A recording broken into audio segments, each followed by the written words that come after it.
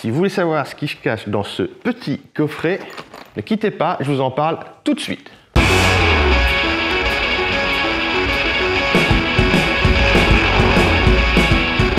Salut les amis, j'espère que vous allez bien.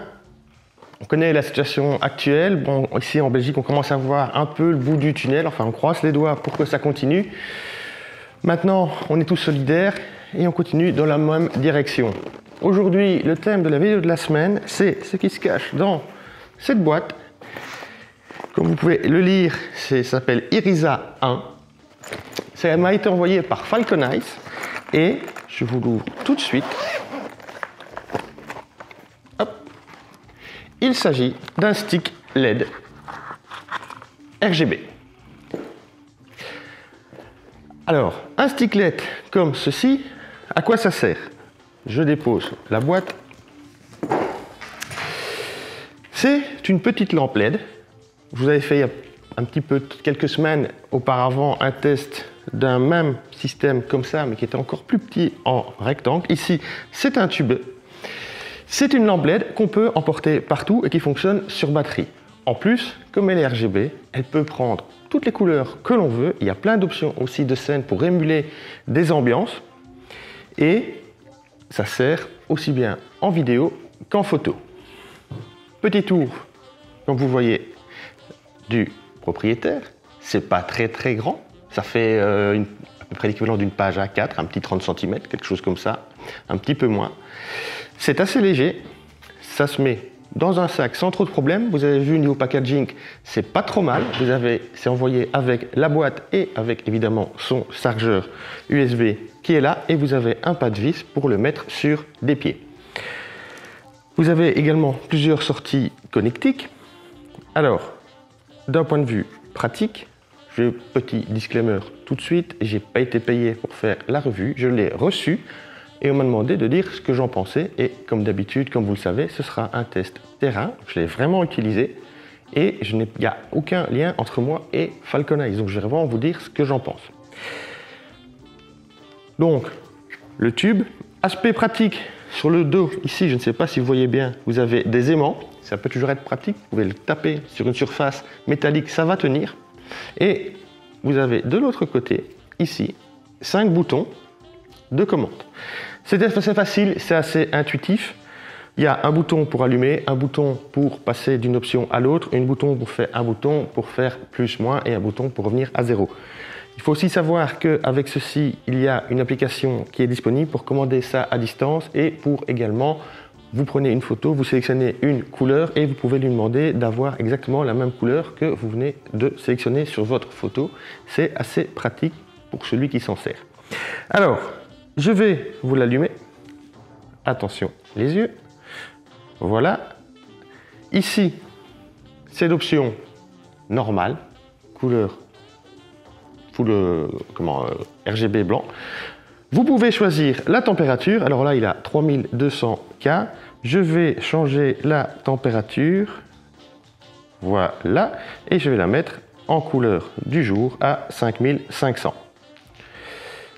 Ça, c'est le bouton. Attendez, parce que là, j'ai été un petit peu trop vite. Voilà. Donc, et alors, voilà. Ma couleur du jour, 5500. Vous pouvez évidemment diminuer l'intensité avec les deux boutons qui sont là, qui sont les flèches pour la puissance. Vous pouvez la diminuer, l'éteindre et vous pouvez la rallumer à 100%. Si on va continuer le tour du propriétaire, donc le deuxième bouton, ça sert à switcher dans les options. Le troisième, pour chaque option, vous avez, pour chaque possibilité d'éclairage, on va dire plutôt qu'option, vous avez plusieurs options de réglage et les deux derniers boutons, c'est les plus et les moins. Ça, donc, comme je vous disais, c'est le mode de base. On peut choisir sa température. Ça fonctionne comme un LED normal. Je vais changer. Vous avez ici, sur la deuxième partie, un mode scène. Vous voyez ici, ça clignote. Et vous avez toute une série de scènes que vous pouvez changer. Donc là, c'est censé rappeler la luminosité d'un vieux téléviseur. Ça, c'est l'équivalent d'une bougie. Qu'est-ce que vous avez d'autre? Des feux clignotants, des éclairs, des phares, enfin bref. Vous avez toute une série de scènes qui sont préprogrammées. Ça peut être utile dans certains cas en fonction de vos projets. On va passer ensuite à l'étape suivante où là, vous pouvez choisir votre mélange. Et c'est toute une série. Alors vous avez une option avec le menu RGB où vous choisissez les rouges, les verts et les bleus pour arriver pile poil à la couleur que vous voulez. Et vous avez ensuite, dans les menus, toute une série où vous pouvez émuler tous des gels de marque. Il y a les Rosco, il y a... Qu'est-ce qu'il y a encore? Attendez. Il y a... Il y a les Rosco, il y a les L-Gel, enfin bref. Vous avez toute une série de gels qui sont émulables. Alors je vais me remettre en blanc, ce sera beaucoup mieux pour cette vidéo. Ça, c'est comment ça se présente. D'un point de vue pratique, vous voyez, je l'ai en main, ça fonctionne très bien. Oui, ça fait sabre laser. Petit, mais ça fait sabre laser. Bref. Ça fonctionne plutôt, c'est plutôt assez pratique à bouger, comme vous le voyez. Vous pouvez, donc comme je vous le disais, vous mettez un pas de vis ici sur une petite tête articulée et vous pouvez le mettre sur un pied pour l'orienter exactement comme vous le voulez. Vous pouvez évidemment le mettre dans les mains d'un assistant ou au bout d'une perche pour pouvoir éclairer vos scènes. L'avantage de ça, c'est que comme vous voyez, donc vous voyez ici un flash sur batterie. C'est pas le même poids, c'est pas la même taille, c'est assez facilement transportable. Évidemment, on n'est pas sur la même puissance, il ne faut pas rêver. Pareil ici, vous avez le sac en dessous, donc ça se transporte très facilement. Maintenant, tout ça, c'est bien, c'est de la théorie. En pratique, qu'est-ce que ça donne? Alors, je l'ai testé dans plusieurs scénarios. J'ai tourné une vidéo éclairée uniquement par ceci. Vous voyez un extrait maintenant qui tourne. C'est plutôt efficace, c'était évidemment en couleur comme maintenant, blanc, elle était placée à 45 degrés ici quelque part et vous voyez l'effet que ça donne. Ensuite, j'ai une amie DJ, productrice qui m'a demandé de lui tourner un petit clip pour ses réseaux et elle voulait une ambiance colorée. Donc on a pris la lampe vidéo qui est là-bas pour servir, on va dire, de couleur globale avec un gel de couleur. On a pris un flash, la lampe pilote d'un flash ici pour faire une deuxième couleur, mais pour l'éclairer réel, j'avais besoin d'avoir une source différente.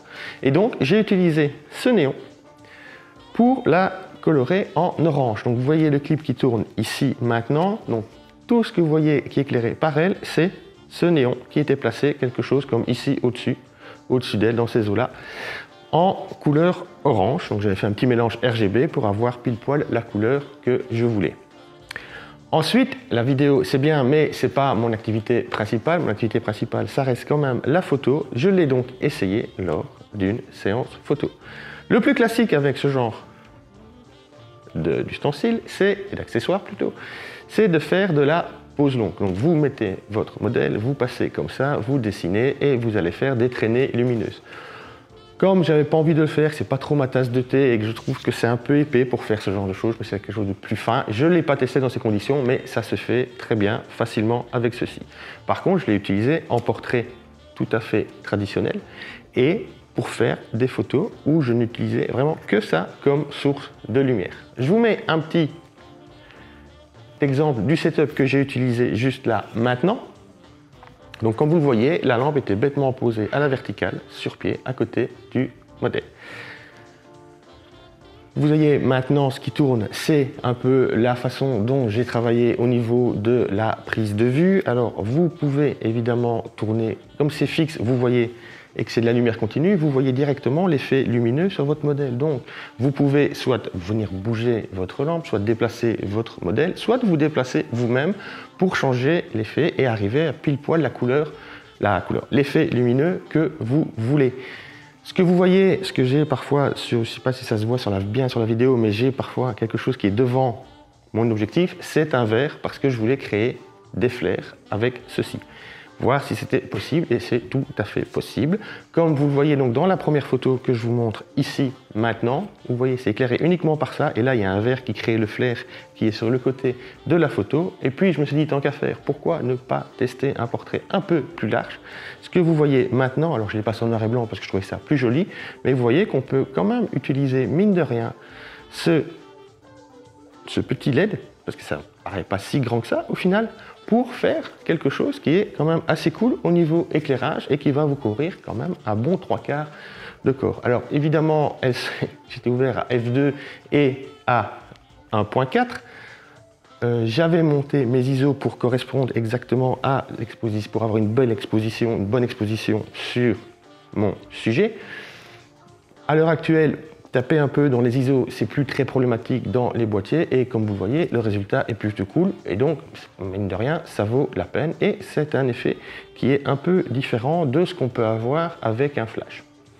Surtout, c'est assez pratique si, par exemple, vous couvrez du mariage, d'avoir ce genre de petit instrument pour pouvoir éclairer de façon rapide, si vous avez un assistant, hop, votre marié pour faire 2-3 portraits un peu plus intimistes avant la cérémonie ou même après. Ça peut toujours dépanner et c'est assez pratique. Alors, que penser de ça au final? Honnêtement, je ne m'y attendais pas, mais c'est quand même vachement pratique et vachement utile. En vidéo, par exemple, pour les petites vidéos comme je tourne maintenant, mine de rien, j'aime assez l'effet que ça donne. C'est assez facilement, on peut le mettre en œuvre assez facilement. On voit l'effet tranquille. Alors oui, au niveau batterie, honnêtement, ça dure plusieurs heures à fond, donc aucun problème à ce niveau-là. Évidemment, si vous comptez shooter pendant 8 heures avec ça à 100%, ça ne tiendra pas. Mais niveau batterie, aucun souci et ça recharge relativement vite pour une fois qu'il est connecté sur une source. Alors, ne le connectez pas sur un USB, mais connectez-le directement via un adaptateur sur une prise, ça charge plus vite.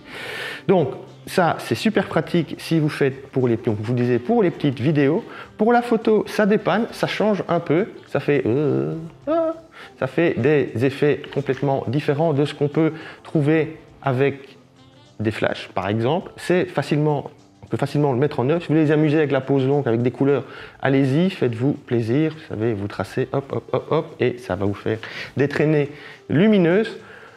Comme c'est une lumière continue, vous voyez directement le résultat, donc c'est plutôt, assez facile, surtout en plus maintenant avec les hybrides, vous voyez vraiment quasi votre photo avant de la prendre, donc vous avez vraiment le réglage assez pratique et facile à faire. Donc, maintenant, la question qui reste en suspens, c'est combien ça coûte. C'est un petit peu plus de 100 euros, je crois que c'est entre 100 et 110 euros, quelque chose comme ça.